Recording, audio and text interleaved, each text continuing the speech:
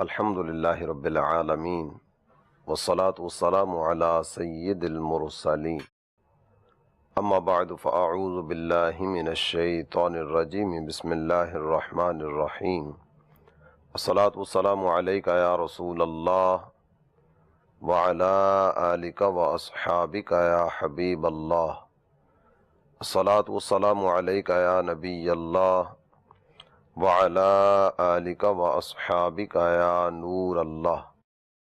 میرے پیارے اسلامی بھائی اور مدنی چینل کے ناظرین، مدنی چینل کے ایک نئے پروگرام درس مثنوی شریف کے ساتھ آپ کی خدمت میں حاضر ہیں۔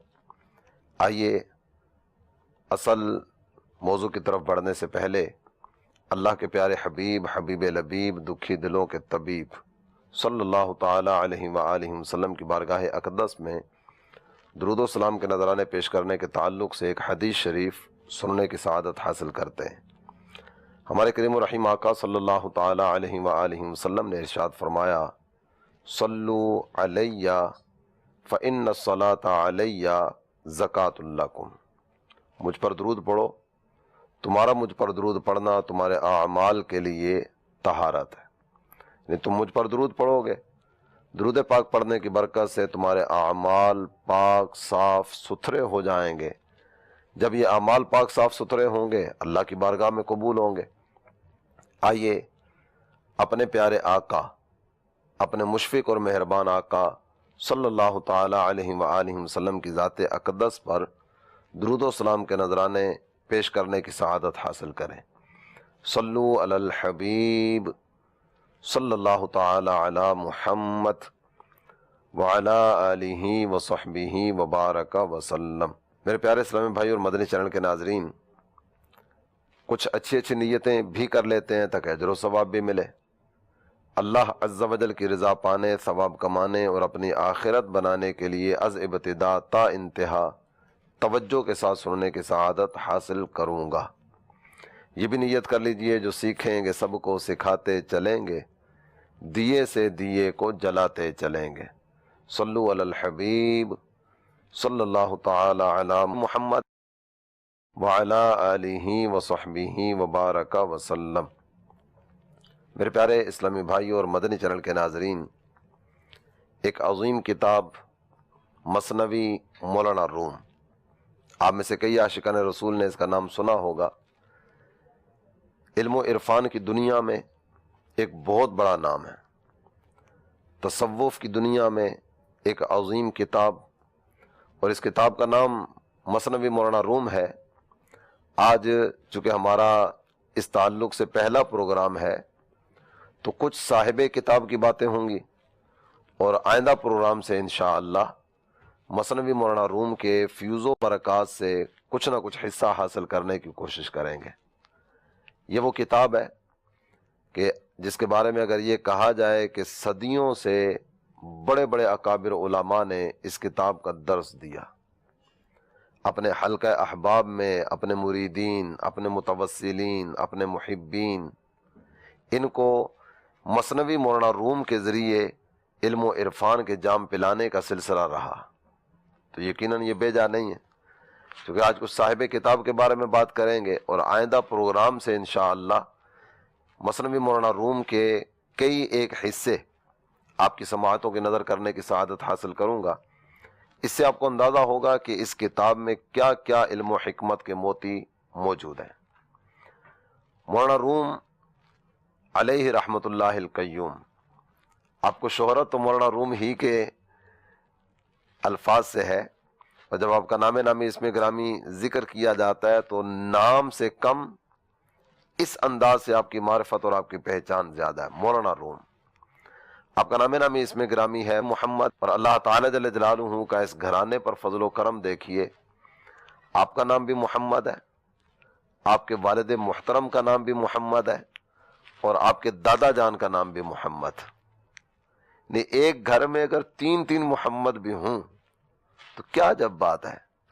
باپ کا نام محمد، بیٹے کا نام محمد، پھر ان کی آگے اولاد ہوئی اس کا نام بھی محمد۔ تو یہ انداز محبت ہے جو کہ ہمارے لیے ایک سبق بھی ہے، ہم بھی اپنے بچوں کا نام محمد رکھیں۔ امیر اہل سنت کی عادت کریمہ ہے کہ جب عاشقان رسول آپ سے نام طلب کرتے ہیں تو آپ سال ہر سال سے ہم دیکھتے چلے آ رہے ہیں کہ ہر بچے کا نام محمد رکھتے ہیں. محبت ہے نا، یہ محبت کی دنیا بھی ایک عجب دنیا ہے. محبت کرنے والا یہی چاہتا ہے کہ میرے محبوب کا نام لیا جائے، میرے محبوب کے نام کی مالا جپی جائے، جہاں بھی تذکرہ ہو میرے محبوب کے حسن و جمال کی باتیں ہوں. کسی کے اقوال کی بات چھڑتی ہے تو وہ گھما پھرا کر اپنے محبوب پر لے آتا ہے، کسی کے افعال کی بات چلتی ہے تو وہ بات کو پھر اپنے محبوب کے افعال ہی کی طرف رخ دیتا ہے. یہ محبت والوں کے انداز ہوا کرتے ہیں. اور مزے کی بات یہ ہے، مولانا روم رحمۃ اللہ علیہ کا نام محمد، آپ کے والد محترم کا نام محمد، آپ کے دادا جان کا نام محمد، اور لقب جس سے آپ کو شہرت ملی وہ ہے جلال الدین. آپ کے والد محترم بہاؤالدین اور آپ کا لقب جلال الدین. مولانا روم رحمۃ اللہ علیہ آپ کا سلسلہ نسب صحابی رسول، امیر المؤمنین، خلیفۃ المسلمین، سید الصدیقین، امام المتقین، سیدنا ابو بکر صدیق رضی اللہ تعالی عنہ آپ سے جا ملتا ہے. نہیں، آپ جناب صدیق اکبر رضی اللہ تعالیٰ عنہ ان کی اولاد میں سے ہیں. آپ کے والد محترم شیخ بہاؤالدین، ان کا یوں تو وطن بلخ تھا لیکن مختلف شہروں کا اور مختلف ممالک کا آپ نے سفر اختیار فرمایا. پورا خراسان آپ سے محبت کیا کرتا تھا اور خراسان میں آپ مرجع خلائق تھے. لوگ آپ کی صحبت میں حاضر ہونا پسند کرتے، آپ کی خدمت میں حاضر ہونا پسند کرتے، اور لوگوں کی یہ خواہش اور تمنا ہوا کرتی تھی کہ ہمیں حضرت کچھ نصیحت فرمائیں. یہاں تک کہ محمد خوارزم شاہ یہ والی سلطنت ہے، اور اس کی اپنی طلب اور اپنی تڑپ اور اپنی تمنا یہ ہوا کرتی تھی کہ شیخ بہاؤالدین ان کی صحبت میں چند لمحات میسر آ جائیں. یہ اسی صحبت کی طلب میں اور آپ کے فیوز و برکات سے حصہ پانے کے لیے اس نے اپنی بیٹی جو کہ شہزادی تھی اس کا نکاح شیخ بہاؤالدین مولانا جلال الدین رومی رحمۃ اللہ علیہ ان کے والد محترم سے کروایا. اور ان کی آگے جو اولاد کی صورت ہوئی اس میں مولانا روم رحمۃ اللہ علیہ پیدا ہوئے. والد محترم سے آپ نے ابتدائی تعلیم حاصل کی، اور والد محترم ہی کی معیت اور رفاقت میں مختلف شہروں کے سفر کا سلسلہ جاری رہا. کئی ایک ممالک کا سفر آپ نے اختیار فرمایا، اور سفر میں دوران سفر بھی تعلیم و تعلم کا سلسلہ جاری رہتا. آپ کے پہلے اساتذہ میں آپ کے والد محترم کا نام ہے. میرے پیارے اسلامی بھائی اور مدنی چینل کے ناظرین، یہ بڑی ایک دلچسپ بات ہے. آپ اکابرین کی لسٹ اٹھائیں گے نا تو آپ کو بہت سارے مقامات پر یہ انداز نظر آئے گا کہ پہلا استاد والد، اور ان کو بھی اگر آپ دیکھیں گے نا ان کے اساتذہ میں ان کے والد نظر آئیں گے، ان کے شاگردوں میں ان کی اپنی اولاد نظر آئے گی. تو یہ اولاد کی تربیت کا ایک بڑا زبردست ذریعہ ہے. اللہ تعالیٰ توفیق عطا فرمائے تو اپنے بچوں کو لے کر بیٹھیے، اولاً خود سیکھیے، اور خود سیکھنے کے ساتھ ساتھ اپنے بچوں کو سکھانے کی طرف توجہ کیجیے. والد محترم کے ساتھ آپ نے جن جن ممالک کا سفر کیا، ان ممالک میں دو چار کا نام آپ کے سامنے عرض کر دیتا ہوں. نیشا پور آپ والد صاحب کے ساتھ 610 ہجری میں تشریف فرما ہوئے، اور نیشا پور میں خواجہ فرید الدین عطار ان سے ملاقات کی صورت ہوئی. اس وقت مولانا روم رحمۃ اللہ علیہ کی جو عمر ہے نا وہ 6 سال ہے، لیکن صاحب نظر ان کی نظر کہاں تک کام کرتی ہے اور یہ کہاں کہاں کی باتیں اللہ تعالی جل جلالہ کی عطا سے دیکھ رہے ہوتے ہیں. 6 سال کی عمر ہے مولانا روم رحمۃ اللہ علیہ کی. خواجہ فرید الدین عطار علیہ رحمۃ اللہ الغفار شیخ بہاؤالدین کو کہتے ہیں یہ جو بچہ ہے نا اس کی پیشانی پر میں تقوی کا نور دیکھ رہا ہوں. یہ بچہ بہت بڑی دین کی خدمت کا کام کرنے والا ہے. میں تمہیں نصیحت کرتا ہوں کہ اس کی تربیت میں کسی قسم کی کوئی کوتاہی نہ آنے دینا. یہ 6 سال کی عمر میں شیخ بہاؤالدین کو خواجہ فرید الدین عطار کی طرف سے کہا جا رہا ہے۔ بہرحال یہ سفر کا سلسلہ آگے کی طرف بڑھتا ہے۔ مولانا روم رحمۃ اللہ علیہ نیشا پور سے بغداد پہنچے، کچھ دن وہاں قیام کرنے کے بعد حجاز، شام، مختلف ممالک کا سفر کرتے ہوئے زنجان پہنچے، وہاں سے لارندہ کا رخ کیا۔ لارندہ کے قیام کے دوران مولانا روم رحمۃ اللہ علیہ نے نکاح فرمایا جبکہ آپ کی عمر شریف 18 سال تھی۔ یہاں سے پھر آپ کا سفر کا سلسلہ بغداد کی طرف ہوتا ہے۔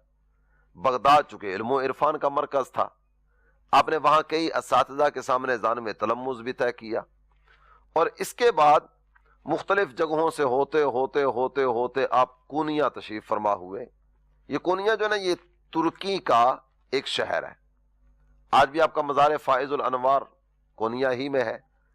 ابتدائی تعلیم آپ نے اپنے والد محترم سے حاصل کی، اس کے بعد سید برہان الدین، ان سے تعلیم و تعلم کا رشتہ جوڑا، بہت سارے علوم و فنون میں آپ نے دسترس حاصل کی، سیکھنے سکھانے کا سلسلہ شروع ہوا۔ اللہ تعالی جل جلالہ کے کرم سے مصطفیٰ جان رحمت صلی اللہ تعالی علیہ وسلم کی نگاہ عنایت سے 10 علوم پر آپ کو دسترس حاصل تھی، اور جب تعلیم و تعلم کا سلسلہ آپ نے مزید آگے بڑھایا اور خود مسند تدریس کی زینت بنے، آپ کا پڑھانے کا ایسا دلکش انداز تھا کہ لوگ پروانوں کی طرح علم دین حاصل کرنے کے لیے آپ کی طرف مائل ہونے لگے۔ یہاں تک آپ کی مبارک زندگی کا ایک سفر کا حصہ ہے، پہلے سیکھنے کا مرحلہ جاری رہا، مختلف ممالک کے سفر کی صورتیں رہیں، اس کے بعد اب مسند تدریس کی زینت بنے، لوگ پروانہ در پروانہ، لوگ جوک در جوک آپ کی خدمت میں حاضر ہونے لگے، پروانوں کی طرح آپ کے پاس آ کر اپنے سینوں کو نور علم سے منور کرنے لگے۔ تعلیم و تعلم میں بہت بڑا نام کمایا مولانا جلال الدین رومی رحمۃ اللہ علیہ نے۔ لیکن اس کے بعد آپ کی زندگی کے سفر کا ایک نیا رخ ہمارے سامنے آتا ہے۔ وہ نیا رخ کس انداز میں؟ آپ کی مبارک زندگی میں شیخ شمس تبریز آپ جلوہ گر ہوتے ہیں، اور ان کی زندگی میں شیخ شمس تبریز رحمۃ اللہ علیہ کے آنے کی بھی مختلف طرح کے احوال ذکر کیے گئے۔ ایک اور بعض بزرگوں نے یہ نقل کیا کہ شیخ شمس تبریز، ان کے پیر و مرشد شیخ کمال الدین جندی، انہوں نے نصیحت فرمائی کہ جاؤ، روم میں ایک سوختہ دل موجود ہے، ایک ایسی شخصیت موجود ہے جو علم و عرفان کا مینار ہے، صاحب جبہ و دستار ہے اور صاحب حسین کردار ہے۔ جاؤ اور جا کر نور معرفت سے ان کے سینے کو منور کرو۔ منزلوں پر منزلیں طے کرتے کرتے کرتے کرتے شمس تبریز رحمۃ اللہ علیہ روم پہنچے۔ یہاں چونکہ وہ دن رات کتابوں سے واسطہ تھا اور دن رات تعلیم و تعلم کے معاملات وغیرہ چل رہے تھے، مختلف طرح کے احوال ان دونوں حضرات کی آپس کی ملاقات کے تعلق سے بیان کیے گئے۔ ان میں سے اختصار کے ساتھ 2 باتیں آپ کے سامنے رکھتا ہوں۔ مولانا روم رحمۃ اللہ علیہ ایک دفعہ بازار سے گزر رہے تھے، سامنے سے شیخ شمس تبریز ان کی آمد ہوتی ہے۔ وہ آ کر چونکہ عالم دین تھے، آ کر ارشاد فرماتے ہیں، مولانا یہ مجاہدہ اور ریاضت کیا ہوتا ہے؟ مولانا روم رحمۃ اللہ علیہ فرمانے لگے، مجاہدہ اور ریاضت اتباع شریعت ہے، اس کے علاوہ کچھ بھی نہیں۔ جواب پورا ہوا، مولانا روم آگے بڑھنے لگے۔ شیخ شمس تبریز رحمۃ اللہ علیہ، آپ نے شیخ شمس تبریز رحمۃ اللہ علیہ نے حکیم سنائی کا ایک شعر پڑھا۔ وہ شعر تھا، علم کز تو ترا نہ بستانت، جہل زاں علم بے بود بسیار۔ اس کا مطلب پتہ ہے کیا ہے؟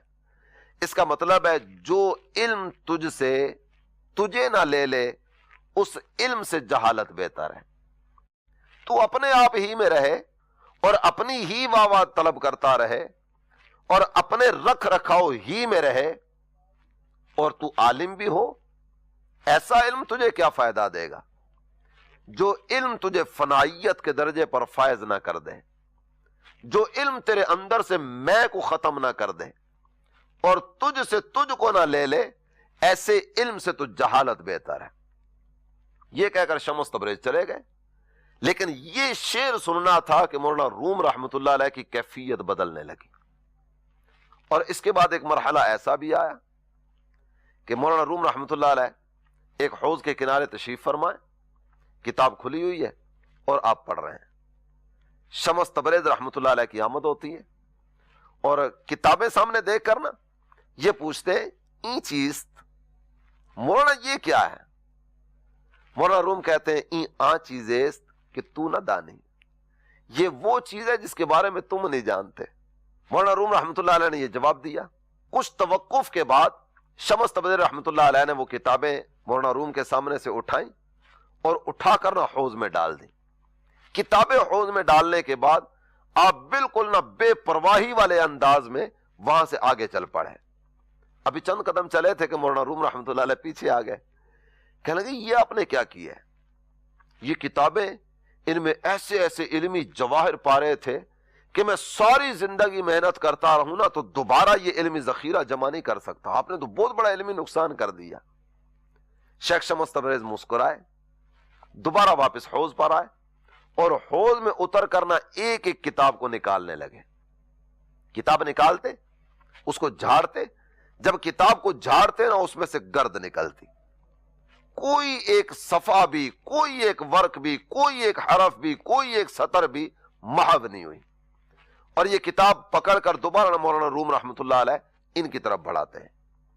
جب انہوں نے وہ منظر دیکھا، پانی میں کتاب ڈالی گئی، کو کمپوز اس انداز میں تو نہیں تھی جس انداز میں آج کمپوزنگ کا سلسلہ ہوتا ہے، نہ کوئی پرنٹنگ پریس تھے، نہ کوئی مطبع تھے، نہ ہی کوئی اور اس طرح کی طباعت کا مرحلہ تھا۔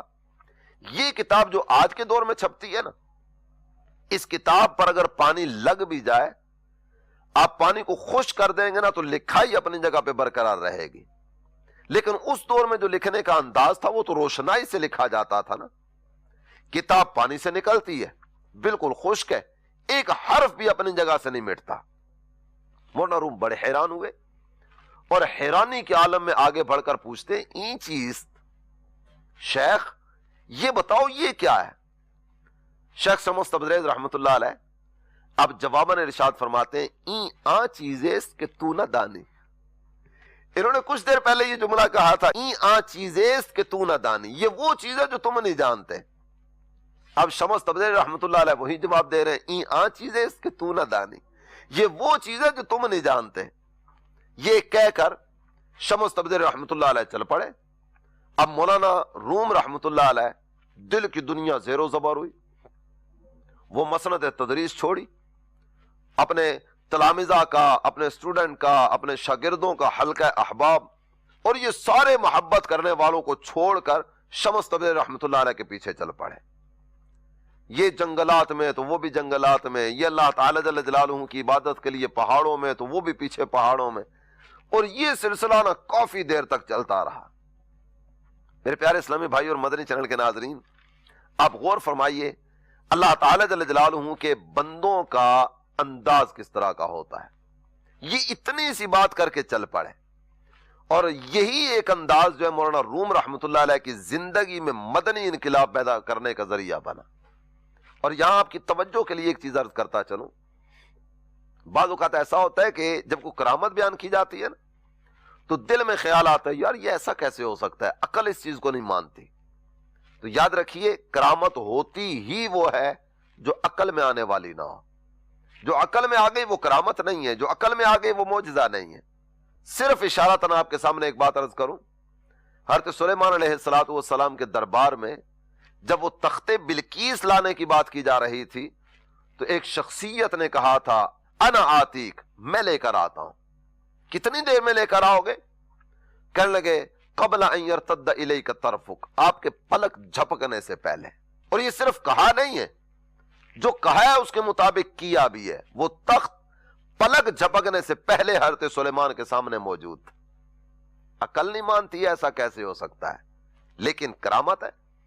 قرآن نے ذکر کیا جو بندہ قرآن کی آیت کریمہ کا انکار کرے وہ تو دائرہ اسلام سے خارج ہوتا ہے۔ تو کرامت ہوتی وہ ہے جو عقلوں میں آنے والی نہ ہو۔ اس کے بعد مولانا روم رحمۃ اللہ علیہ کی کیفیت یہ ہوئی کہ آپ متوجہ اللہ رہنے لگے. اللہ تعالی جل جلالہ کی عبادت کا پہلے کا انداز اور شمس تبریز رحمۃ اللہ علیہ سے ملاقات کے بعد کا انداز، اس میں فرق آ گیا. ہر وقت ایک عجیب سی کیفیت آپ پر طاری رہتی، یہاں تک کہ ایک مرتبہ مولانا روم رحمۃ اللہ علیہ صلاح الدین زرکوب ان کی دکان کے سامنے سے گزرے. یہ بھی ایک بہت بڑے عالم تھے اور اپنا ان کا پیشہ تھا، اپنا کام دھندا کیا کرتے تھے. سنار کی دکان تھی، چاندی پر کام ہو رہا تھا. تو آپ جانتے ہیں کہ چاندی جو ہے نا، سونا ہو چاندی ہو، یہ دونوں وہ چیزیں ہیں کہ جب تک ان سے زیور تیار نہ کر لیا جائے انہیں استعمال نہیں کیا جاتا. چاندی موجود ہے اور صلاح الدین زرکوب زیورات تیار کرنے کے لیے اس پر ضرب لگا رہے ہیں. یہ ضرب مارنے کا سلسلہ جاری تھا کہ وہاں سے مولانا روم رحمۃ اللہ علیہ کا گزر ہوا. ضرب کی آواز کانوں میں پڑتی ہے. اب تھوڑی دیر کے لیے وہاں رکتے ہیں. تصورات کی دنیا میں پتہ نہیں کہاں سے کہاں نکلے ہوں گے کہ جب تک یہ اپنی اصل حالت پر تھی قابل استعمال نہ تھی. کبھی آپ نے ایسا نہیں دیکھا ہوگا کہ کسی نے سونے کی اینٹ اپنے گلے میں ڈال لی ہو، چاندی کا ٹکڑا ہو اور چاندی کے ٹکڑے ہی اپنے کانوں میں لٹکا لیے ہو. چاندی کے ٹکڑے کو بازو بانیوں اس انداز میں نہیں بنایا جا سکتا جب تک کہ اس پر ضربے نہ لگیں. بس یہی ایک کیفیت تھی. سوچ کا سلسلہ مزید وسیع ہوا. مولانا روم رحمۃ اللہ علیہ آپ پر جذب والی کیفیت طاری ہوئی اور اس وقت جو آپ کے منہ سے شعر نکلا نا اور جو جملہ آپ کے منہ پر آیا، کہنے لگے یکے گنجے پدید آمد ازیں دکان زر کو بھی زہ صورت زہ مانا زہ خوبی زہ خوبی. اس زرکوبی کی دکان سے مجھے خزانہ مل گیا، ایک خزانہ مل گیا مجھے زرکوبی کی دکان سے. عجیب صورت، عجیب معنی، عجیب خوبی، عجیب خوبی. یہ شعر پڑھتے چلے جا رہے ہیں اور ایک رقت والا ماحول ہے. تصورات کی دنیا میں یہ سوچنے والے سوچتے سوچتے کہاں سے کہاں اور کس راہ پہ نکلتے چلے جا رہے ہوتے ہیں. میرے پیارے اسلامی بھائی اور مدنی چینل کے ناظرین، یہ محبت کرنے والوں کے انداز بھی جدا ہوا کرتے ہیں. پیار کرنے والا یہ ہر وقت اپنے محبوب کی یاد میں گم رہا کرتا ہے. پہلے کی کیفیت کچھ اور تھی، اب کیفیت کچھ اور ہے. اب تو اللہ تعالی جل جلالہ کی بارگاہ میں حاضری کا تصور، سرکار دو عالم صلی اللہ تعالی علیہ وسلم کی محبت دل میں موجیں مار رہی ہے. اور محبت کرنے والا جس طرح یہ ابھی آپ نے سنا نا، رقت والی کیفیت طاری ہوئی، جذب والی کیفیت طاری ہوئی. بار بار ایک ہی شعر پڑھتے چلے جا رہے ہیں. زرکوبی کی دکان سے خزانہ مل گیا. وہ خزانہ کیا تھا؟ وہ تو چاندی پر ضرب مار رہے تھے تاکہ اس سے زیور تیار کیا جا سکے. زہ صورت زہ مانا زہ خوبی زہ خوبی. اور یہاں آپ کی توجہ کے لیے ایک بات عرض کروں. کسی نے کہا نا محبت کرنے والا اس کا تو اپنا ہی ایک انداز ہوا کرتا ہے نا، اور پیار کرنے والا تو ہر وقت اپنے محبوب کے تصور میں گم رہا کرتا ہے. عاشق دا کم رونا تھوڑا بن رویا نہیں منظوری، دل روے پاویں اکھیاں روون عشق چ روون ضروری. کچھ تے روندے دید دی خاطر کچھ روندے وچ حضوری، آزم عشق چ رونا پیندا پاویں وصل ہوئے یا دوری. محبت کرنے والا ہر وقت یاد محبوب میں گم رہتا ہے. چھوٹی چھوٹی باتیں دیکھ کر نا اسے محبوب کی یاد آ رہی ہوتی. بیٹھے بیٹھے اگر کسی نے ذکر مدینہ چھیڑ لیا، محبت کرنے والا یاد مدینہ میں گم ہوتا ہے. حسن و جمال کی بات چلی، اپنے محبوب کا سراپا نظر آنا شروع ہو جاتا ہے. کسی اور انداز میں بات آگے بڑھتی ہے، یہ اپنے محبوب ہی کی یاد میں گم رہا کرتا ہے. دائیں بائیں آگے پیچھے کسی چیز سے کوئی سروکار نہیں ہوتی. اور جس طرح کسی نے کہا نا، عشق و مشکرا نتواں نہ خفتن، عشق یہ بھی چھپایا نہیں جا سکتا، مشک یہ بھی چھپائی نہیں جا سکتی، خوشبو اور عطر یہ بھی چھپنے والی چیز نہیں ہے، اور محبت یہ بھی چھپنے والی چیز نہیں ہے. مولانا روم رحمۃ اللہ علیہ کا یہ کیفیت کا سلسلہ کافی دیر تک جاری رہا. اور بعض اوقات ایسی کیفیت ہو جایا کرتی ہے جب بندہ محبوب کی یاد میں گم ہوتا ہے نا، تو کہنے والے کہتے ہیں درو دیوار آئینہ شد از کثرت شوق، درو دیوار آئینہ شد از کثرت شوق، ہر کجا می نگرم روئے ترا می بینم۔ محبت میں یہ کیفیت ہو جاتی ہے درو دیوار بھی شیشہ بن جاتے۔ دیوار ہے، بندہ دیوار کو دیکھ رہا ہے لیکن دیوار میں بھی محبوب کی شکل یہ نظر آ رہی ہے۔ یہ حجر و شجر کو دیکھتا ہے، محبوب کا سراپا نظر آتا ہے۔ یہ جس بھی چیز کو دیکھتا ہے نا، بس اسے محبوب ہی محبوب نظر آتا ہے۔ یعنی محبت کی دنیا میں تاجداری صرف محبوب کی ہوا کرتی ہے۔ محبت کی دنیا میں دائیں بائیں آگے پیچھے اگر مگر چونکہ چنانچہ کوئی اس طرح کے سلسلے نہیں ہوا کرتے۔ کسی نے کہا نا تصور جماؤں تو موجود پاؤں، یعنی آنکھیں بند کر کے اگر تصور محبوب کروں تو یوں لگتا ہے میرے محبوب سامنے تشریف فرمائے۔ تصور جماؤں تو موجود پاؤں، کروں بند آنکھیں تو جلوہ نماؤں۔ یعنی تصور کروں نا تو محبوب تصور میں سامنے نظر آتا ہے، آنکھیں بند کروں تو سامنے جلوہ نما نظر آتے ہیں۔ مولانا روم رحمت اللہ علیہ اس کیفیت سے دوچار ہوئے اور یہ سلسلہ مزید چلتا رہا کافی دیر تک۔ آپ اسی کیفیت سے دوچار رہے یہاں تک کہ اللہ تعالی جل جلالہ نے آپ کو عظیم مقام، عظیم مرتبہ عطا فرمایا۔ اور آپ کی کیفیت یہ تھی کہ جب آپ نماز ادا کرنے کا ارادہ فرماتے، وضو کرتے، وضو کرنے کے بعد اللہ تعالی جل جلالہ کی بارگاہ میں نماز ادا کرنے کے لیے حاضر ہوتے۔ کئی مواقع اس طرح کے ذکر کیے گئے، آپ کی مبارک آنکھوں سے ٹپ ٹپ آنسو بہنے لگتے، اس قدر بعض اوقات رویا کرتے کہ آپ کی ریش مبارک، داڑھی مبارک آنسوؤں سے تر ہو جاتی۔ پر ایک موقع ایسا بھی آیا، سردی کی ٹھنڈی راتیں تھی، مائنس پر موسم چل رہا تھا۔ مولانا روم رحمت اللہ علیہ نے وضو کیا، وضو کرنے کے بعد نماز ادا کرنے لگے، اپنے رب کی بارگاہ میں حاضر ہوئے، آنکھوں سے آنسو جاری ہوئے، یہاں تک کیفیت تھی کہ یہ آنسو آپ کے رخسار ہی پر برف بننے لگے۔ اللہ تعالی جل جلالہ کی ان پر رحمتیں ہوں، ان کے صدقے ہم سب کی مغفرت ہو۔ میرے پیارے اسلامی بھائی اور مدنی چینل کے ناظرین، آئندہ پروگرام میں انشاءاللہ ہم مولانا روم رحمت اللہ علیہ آپ کی مثنوی سے فیض و برکات حاصل کرنے کی سعادت حاصل کریں گے۔ مولانا روم رحمت اللہ علیہ کا مزار فائز الانوار، جس طرح ابھی آپ کی خدمت میں نے کچھ دیر پہلے عرض کیا، کونیا ترکی میں موجود ہے، زیارت گاہ خاص و عام ہے۔ اللہ تعالی جل جلالہ کی آپ پر رحمت ہو، اللہ تعالی آپ کے لطف و کرم سے، آپ کے فیض و برکات سے ہم سب کو بھی حصہ نصیب فرمائے۔ اور آپ کے ایک شعر پر ہی گفتگو کو ختم کروں گا۔ آپ کہا کرتے تھے، صد کتاب و صد ورق در نار کن، روح دل را جانب دلدار کن۔ یہ کتابیں تجھے علم دیں گی، یہ کتابیں تجھے حکمت عطا کریں گی، لیکن دین کی حقیقی لذت اور چاشنی یہ تجھے اللہ اور اس کے رسول کی بارگاہ سے ملے گی۔ ان کتابوں سے علم حاصل کر، حکمت حاصل کر، لیکن دین کی حقیقی لذت اور چاشنی پانے کے لیے اپنے رب کی بارگاہ میں جبین نیاز جھکاتا رہے، اس کی بارگاہ میں دعا کے لیے ہاتھ اٹھاتا رہے۔ اور کبھی تو ایسی صورتیں ہوں نا، رات کی تنہائی ہو، کوئی آس پاس نہ ہو، اور بندہ اپنے رب کو یاد کرتے کرتے اپنی زندگی کے تمام تر مراحل پر نظر ڈالتے ہوئے اپنے رب کے لطف و کرم کو نگاہوں میں رکھے اور عرض و معروض کا سلسلہ جاری رکھے۔ اللہ تعالی ہمیں عمل کی توفیق عطا فرمائے۔ آئندہ پروگرام میں انشاءاللہ مثنوی شریف کا درس شروع کریں گے۔ اللہ تعالی عمل کی توفیق عطا فرمائے، آمین، بجاہ النبی الامین صلی اللہ تعالی علیہ وآلہ وسلم۔